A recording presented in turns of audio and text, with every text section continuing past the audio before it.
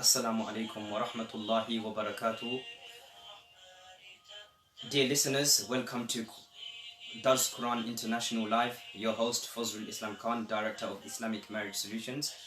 At this moment of time, inshallah, we're in the UK, and I just want to give you a quick reminder to those who are on the threshold of getting married and tying the knot, or those who are actually have gotten married recently.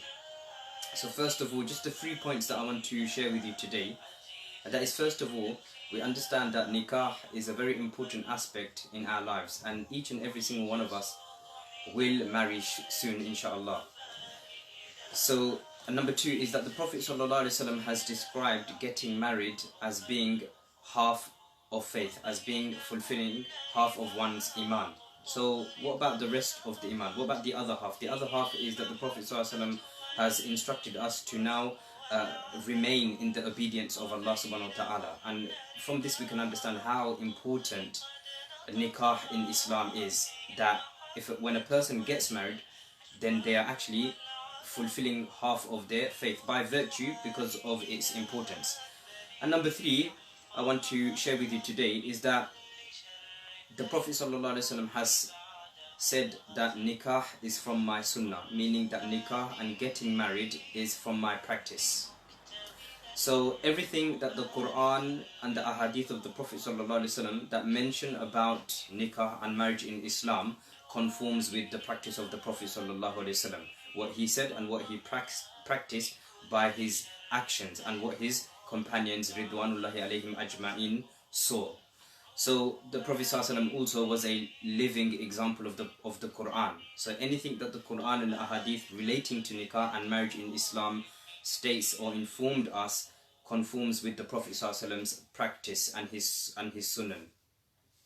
So our intentions, I just want to make clear and remind ourselves that when we have the intentions, when our intentions are correct with regards to nikah, that I am getting married or I am about to get married, and I have the sunnah and the practice of the Prophet ﷺ with regards to nikah and marriage in Islam in mind, then inshallah everything else later on will fall into its place.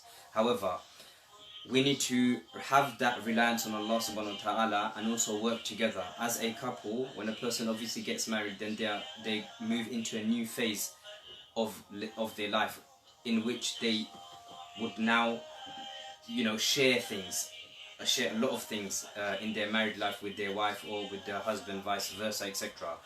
So number one is that sunnah, nikah and marriage in Islam is a practice of the Prophet ﷺ. That's number one. We try and keep that in mind. When we try and keep that in mind, everything else will inshallah fall into its place. But we need to have reliance on Allah subhanahu wa ta'ala. And number two, that we need to work together.